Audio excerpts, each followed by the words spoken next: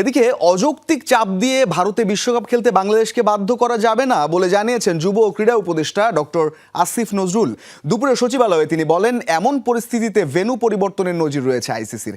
এ সময় তিনি দাবি করেন, বাংলাদেশ ভারতে না খেললে স্কটল্যান্ডকে বিশ্বকাপের সুযোগ দেওয়ার আনুষ্ঠানিক তথ্য জানা নেই তার।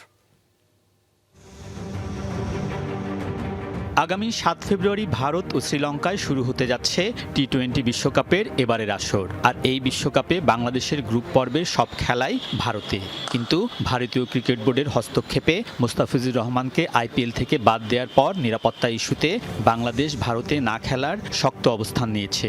আইসিসির নানা দেন দরবারের পরও বিকল্প ভেন্যু হিসেবে শ্রীলঙ্কায় খেলার পক্ষে অনড় বিসিবি। আন্তর্জাতিক গণমাধ্যমের রিপোর্ট অনুযায়ী আইসিসিও কঠোর অবস্থানে দিচ্ছে নানা চাপ। তবে কোনো চাপের কাছে বাংলাদেশ মাথা নত করবে না বলে জানিয়েছেন যুব ও ক্রীড়া উপদেষ্টা আসিফ নজরুল।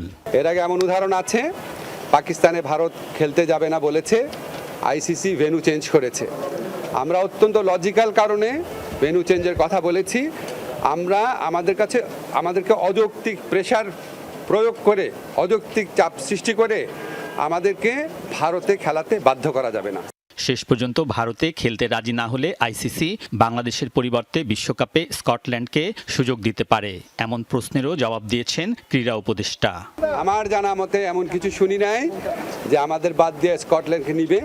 আন্তর্জাতিক গণমাধ্যমের তথ্য অনুযায়ী সিদ্ধান্ত জানাতে ২১ জানুয়ারি পর্যন্ত বাংলাদেশকে সময়সীমা বেঁধে দিয়েছে আইসিসি, যদিও এমন কোনো ডেডলাইন জানে না বিসিবি।